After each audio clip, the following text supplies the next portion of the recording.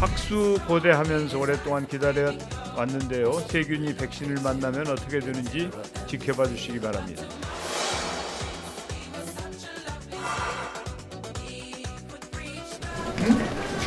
안 아파?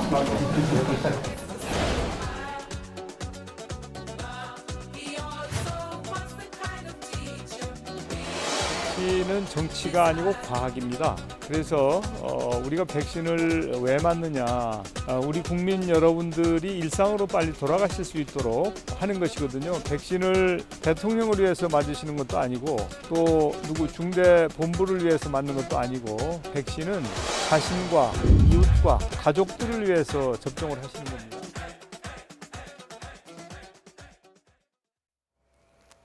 네, 국내 코로나19 신규 확진자 수 사흘 연속 400명대를 이어갔습니다. 이에 정부는 현행 거리두기 단계와 5인 이상 모임 금지 조치를 2주 더 연장하기로 했는데요. 이런 가운데 정부는 이 백신 불안감 잠재우기에도 총력을 기울이고 있습니다. 유병국 순천향대 서울병원 가정의학과 교수와 함께 코로나19 현황 짚어보도록 하겠습니다. 안녕하세요.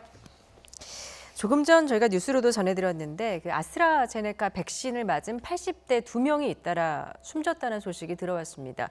이게 이제 보건당국이 백신과의 연관성을 파악을 하고 있는데 교수님께서는 어떻게 보고 계십니까? 우선 두 분 중에 한 분 같은 경우는 뇌경색으로 계속 입원하시던 분이고 입원하고 있는 요양시설 예방접종 후 안타깝게도 오전에 사망한 것을 발견됐는데요.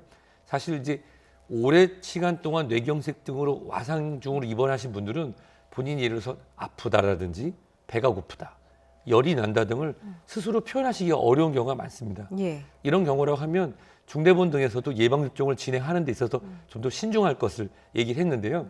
사실 예방접종 자체가 예를 들어서 우리가 뱀에 물렸을 때 뱀의 독이 퍼져서 우리 몸이 잘못되는 것이 아니라 뱀의 독이 우리 몸에 어떤 면역 반응을 일으키면 혈관에서 혈전을 만들어서 여러 장기가 고장나는 다발성 장기 부전으로 사망하는 거거든요. 근데 예방접종이 지금 일종의 독과 같은 역할을 하는 것이 아니라 예를 들어서 열이 나거나 또는 기저질환과 상관없이 열과 함께 탈수 증상으로 혈전 등이 원래 생기는 질환자에서 악화됐을 때의 가능성은 충분히 확인할 수 있을 거라고 판단이 됩니다. 근데 두 번째 분 같은 경우는 실질적으로 예방접종하고 이 사망이 발견된 시기가 차이가 있는데 발효 후에 복막염이 확인돼서 수술 후 사망이 확인됐다.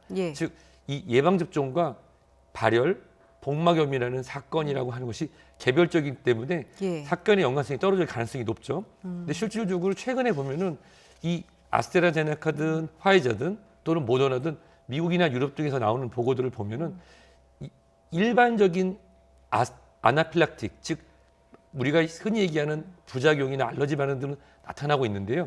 하지만 사망과의 직접적인 연관성을 확인할 만큼의 증거는 나오지 않고 있습니다. 그렇군요. 백신과의 직접적인 인과관계는 떨어지지만 지금 이제 사망 사례들이 대체적으로 기저질환을 앓고 있었던 고령층에서 이제 많이 발생을 하고 있습니다. 그렇다면 이 기저질환을 앓고 있는 말씀하셨듯이 이제 뇌경색이나 고혈압 등 기저질환을 앓고 있는 고령층 같은 경우에는 오히려 백신 맞는 걸 조금 미루는 게 낫지 않을까 싶기도 한데 어떻게 보세요? 우선 75세 이상의 예방접종을 준비하기 위해서 여러 가지 지침들이 나온 데서 제가 환영할 만한 게 있습니다.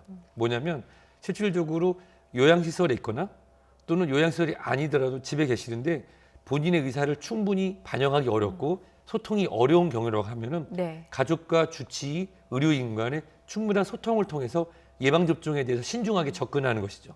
그 이유가 우리가 일반적으로 기저질환이라고 하면은 기저질환, 저는 비염이 있습니다. 이것도 저의 기저질환이거든요. 근데 일반적인 기저질환이라고 하는 그런 표현보다는 중증 기저질환과 고위험 고령층이라는 것으로 조금 표현을 달리해서 세분할 필요가 있습니다.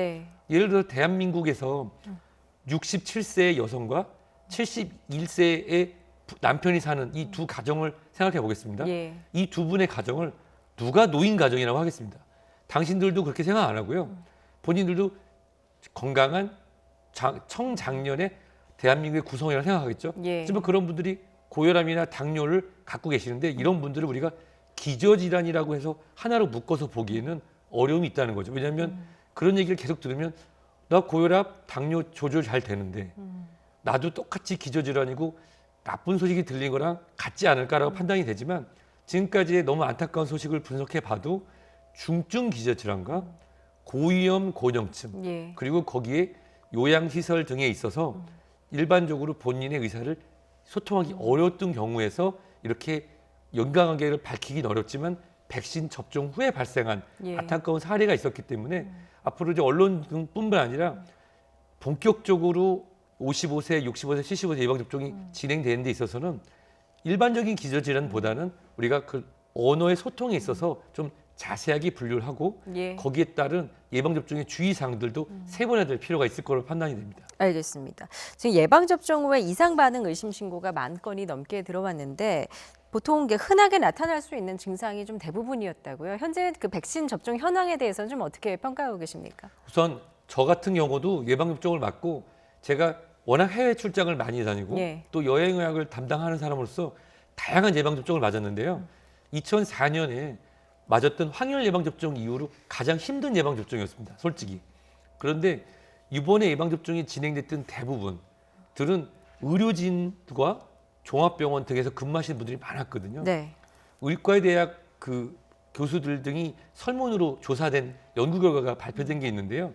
그걸 봐도 실질적으로 우리는 이것을 의료인이기 때문에 지켜나갈 수 있겠지만 일반인들이 예방접종을 하는 경우에는 더 힘들게 느끼거나 또는 그걸 처치하는 데 있어서 당황할 수 있겠다라고 하는 것이 하나의 목소리였습니다. 예. 일반적으로 느끼는 두통이나 그런 부작용보다도 아마도 새로운 예방접종에 대한 두려움이나 기존에 있던 예방접종에 대해서 가볍게 넘길 수 있는 부분도 신고할 수 있는 부분이 많이 열려져 있고 예. 또 그 부분에 대해서 의료진들도 더 많은 관심을 갖기 때문에 더 많이 신고가 되고 저는 신고가 돼야 된다고 믿는데요. 예. 따라서 이러한 대부분의 근육통, 두통이라고 하지만 실질적으로 20, 30, 40, 50대의 젊은 층의 예방접종을 더 이끌기 위해서는 예방접종에 대한 예방접종 후 본인이 쉴 수 있는 권리뿐만 아니라 충분히 부작용에 대해서 이야기할 수 있는 그런 문화가 직장이나 사회에서 받아들일 수 있도록 하는 것이 중요할 거로 판단됩니다. 예, 지금 본격적으로 이제 만 65세 이상 고령층을 대상으로 백신 접종을 하고 있는데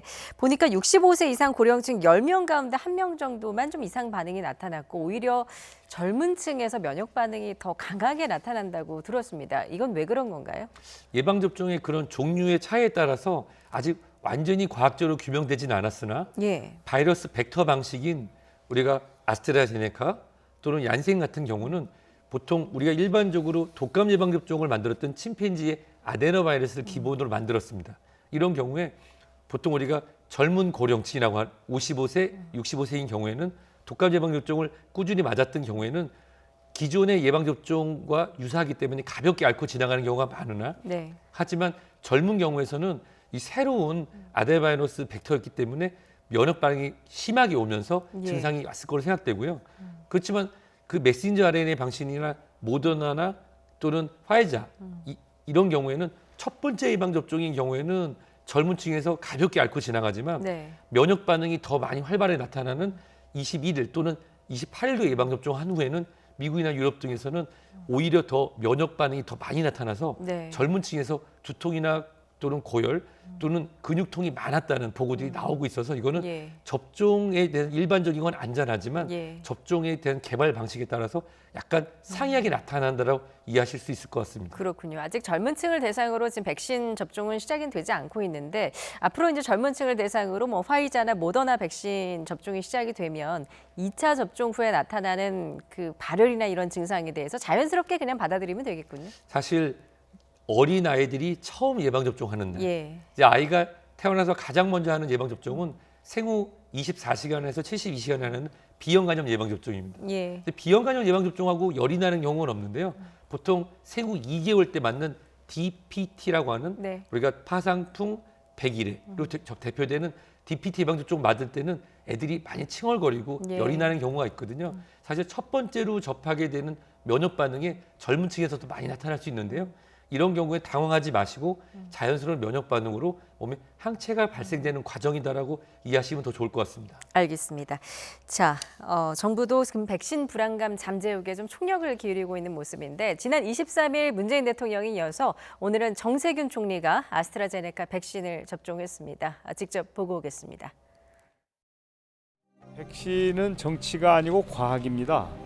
그래서 우리가 백신을 왜 맞느냐, 우리 국민 여러분들이 일상으로 빨리 돌아가실 수 있도록 하는 것이거든요. 백신을 대통령을 위해서 맞으시는 것도 아니고 또 누구 중대 본부를 위해서 맞는 것도 아니고 백신은 자신과 이웃과 가족들을 위해서 접종을 하시는 겁니다. 그렇기 때문에 예, 정세균 국무총리 지금 이제 백신을 맞는 모습을 보실 수 있는데 백신은 정치가 아니라 과학이다 이렇게 말을 하면서 이제 적극적으로 백신을 맞을 것을 당부를 했습니다.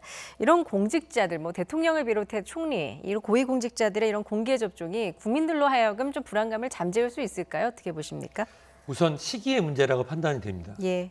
이 예방접종이 이제 우리는 권고, 사회적 약속과 그다음에 모두가 통용되는 그런 개념 안에서 약속이 있었잖아요. 그래서 예. 만 65세 이하를 예방접종을 먼저 하겠다고 권고를 했기 때문에 지금 나오시는 분들이 거기에 권고사항에 들어가지 않았습니다. 예. 나이가 더 많았기 때문이죠. 하지만 조금 안타까운 것은 그러한 것을 어떤 분들은 이걸 세칙이다, 특혜다라고 하는 판단하는 것이 아니라 특정 국가, 남아프리카 공화국이라든지 이스라엘이라든지 미국이라든지 이런 지도층에서 예방접종을 보임으로써 국민의 불안감을 접었었는데요. 네. 시기적으로는 늦었다고 판단될 수도 있으나 우리 사회적 약속으로 이제 만 65세도 예방접종을 하고 또 주요한 사항으로 해외 출장자에 대한 예방접종에 대한 그런 사회적 통념으로 우리가 받아들일 수 있는 규칙에 따라 예방접종을 한 것에 대해서는 환영을 합니다. 예. 여기 좀 더 나아가서 만약에 예방접종이 진행된다고 하면은 국민 모두가 받아들일 수 있고 우리가 잘 알고 있는 우리가 그 유명인들 중에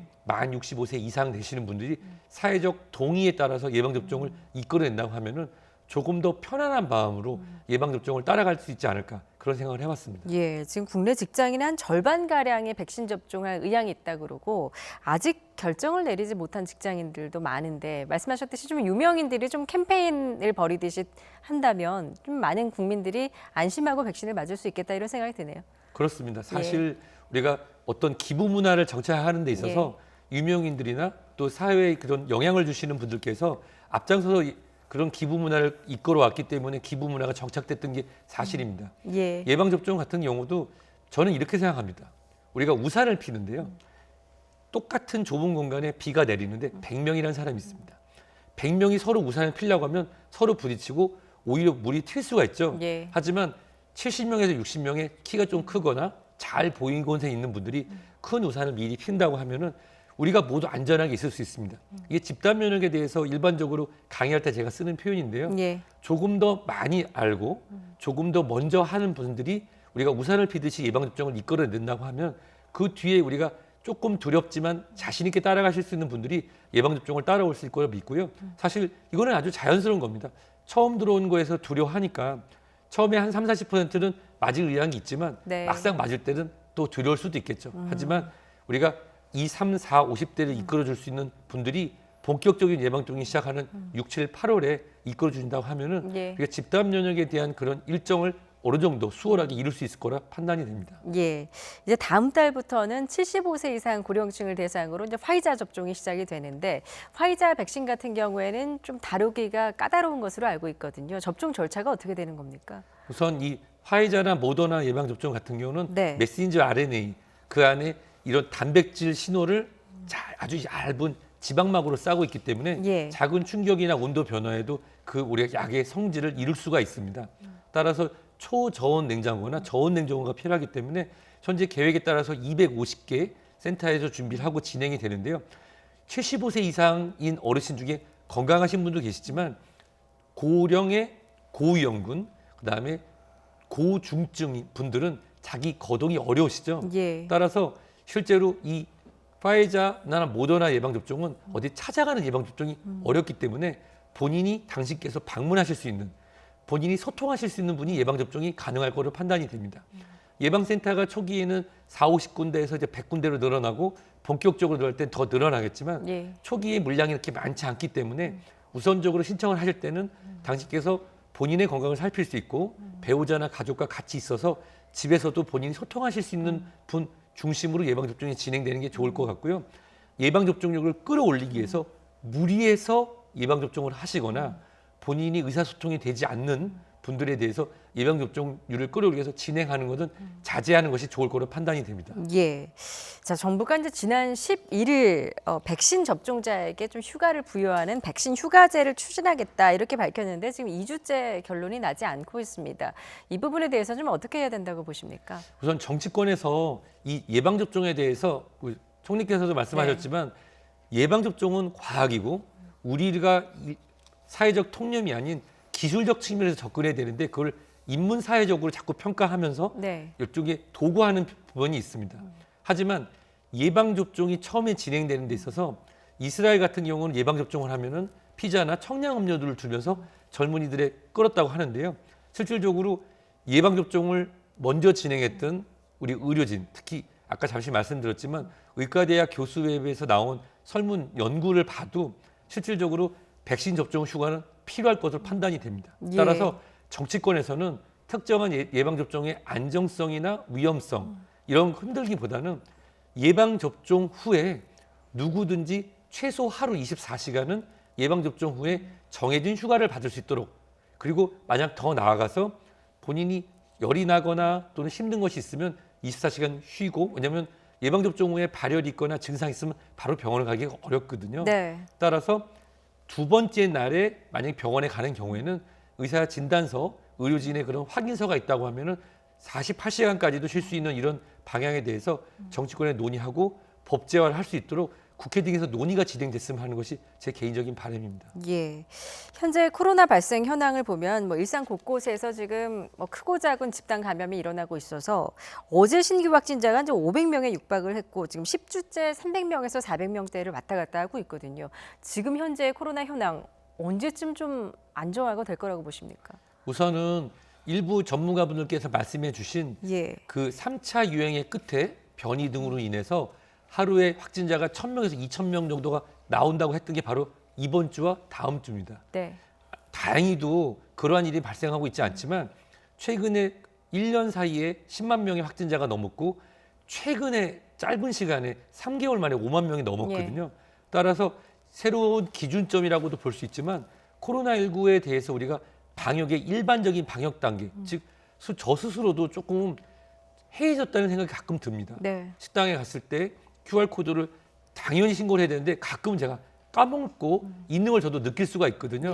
따라서 이러한 확진자의 추이는 앞으로 방역 단계의 변화와 우리 일반 국민들의 인식이 획기적으로 변하지 않는다고 하면 그것이 바로 우리가 5인 이상 집합금지라는 획기적 신호가 있었기 때문에 이 정도 막고 있거든요. 그런 게 없다면 아무래도 4월 중순까지는 300~400명이 지속될 가능성이 높을 거로 판단됩니다. 4월 중순까지도요. 알겠습니다. 자, 상황이 이렇다 보니까 정부가 현행 그 사회적 거리두기와 5인 이상 모임 금지 조치를 4월 11일까지 2주간 더 연장을 하기로 했습니다. 거리두기 개편 시 적용하려고 했던 기본 방역 수칙을 조기에 시행해서 방역의 긴장도도 높이기로 했는데요. 관련 발언 듣고 오겠습니다. 도서관도 그렇고 키즈카페도 그렇고, 그러니까 식사를 목적으로 하지 않는 모든 일반 다중이용 시설에 대해서는 음식물 섭취를 기본적으로 금지시킵니다.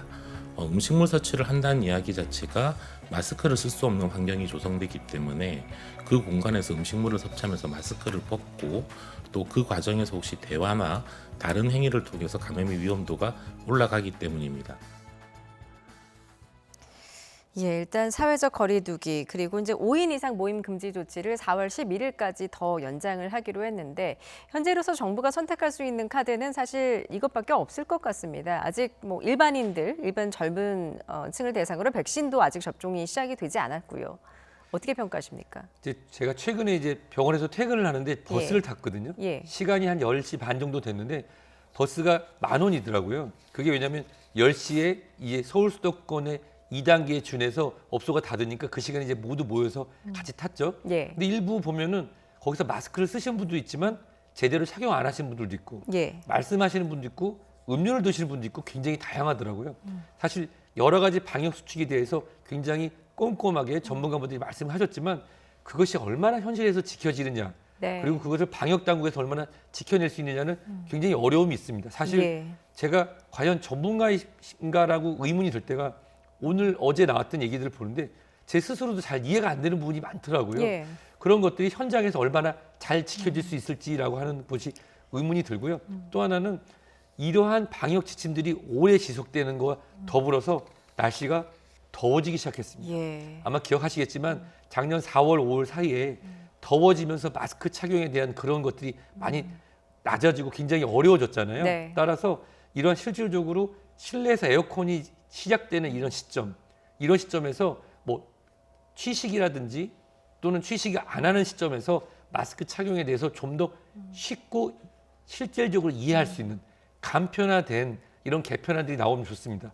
법안이 저는 법을 공부한 적은 없지만 예. 법안이 만들어질 때 법안의 세부안이 나오기 시작하면서부터 국민이 혼돈을 일으킨다고 하는 그 제가 예전에 교수님한테 네. 배웠던 말이 생각됩니다. 예. 세부 시행학이 나오기 전에 기본안에 대한 기본 개념이 명료하고 명확할 때 더 잘 지켜질 수 있다고 저는 예. 판단이 됩니다. 단순 명료할 때 마스크만 잘 써도 개인 방역에 철저히만 해도 일단 기본은 된 것이다. 이렇게 봐도 되겠습니까? 그렇습니다. 예, 알겠습니다. 자, 다음 달 7일 날 이제 재보궐선거를 앞두고 있는데 사실 선거 과정에서의 또 확산세가 또 퍼지진 않을까 하는 걱정이 듭니다. 그런데 정부가 이제 선거 유세 과정에서의 5인 이상 모임은 방역 수칙 위반으로 보지 않겠다라고 했거든요. 이 부분은 어떻게 봐야 될까요? 우선은 현실적인 그런 예. 고민이 있었다고 생각합니다. 아까 제가 이제 버스 얘기를 드렸었는데요. 실질적으로 이제 버스 그 정류장에서 예전에는 사람들이 서로가 경계하고 띄엄띄엄 떠져 있습니다. 예. 근데 실제로 지금 실제 상황에서 보면은 어느 정도 사회적 거리두기 마스크를 착용했으니까 다행이지 사회적 거리두기가 지키기 굉장히 어려운 것이 사실입니다. 예. 활동량도 늘어나고 이 선거 유세라고 하는 것 자체가 만약에 선거 유세의 주체인 정당인이나 그걸 도와주시는 분이 마스크 착용을 잘하고 비말이 발생할 그런 환경에서 밀폐된 것을 피한다고 하신다고 하면은 어차피 지금도 보면은 이걸 발표하기 전에 정치인 분들께서 유세하는 거를 제가 YTN 등을 TV를 봤을 때 제 눈이 잘못된 게 아니라면 5명 이상 모여서 다니고 계셨습니다. 예. 따라서 현실적인 부분에서의 방역 지침이고 다만 마스크를 벗거나 또는 예전에 보면은 이 재래시장 같은 데 가서 음식을 먹고 하는 그런 것들이 하나의 이제 그 퍼포먼스로 보였던 부분이 있는데요. 예. 마스크 착용을 지키고 악수를 하거나 이런 신체 접촉을 하지 않는 범위라고 하면은 이 국민들께서 보셨을 때 정상적이고 또 우리가 믿을 수 있는 유세가 된다고 하는 것을 보여주기 위한 그런 범위 내에서 예. 5인 이상 허가라고 하는 것을 우리가 공포했다고 판단이 됩니다. 알겠습니다. 그럼 지난 총선 때와 마찬가지로 투표장에서의 방역 수칙도 좀 잘 지켜졌으면 좋겠다 이런 바람입니다. 오늘 말씀 여기까지 듣도록 하겠습니다. 지금까지 유병욱 순천향대 서울병원 가정의학과 교수와 함께했습니다. 말씀 잘 들었습니다.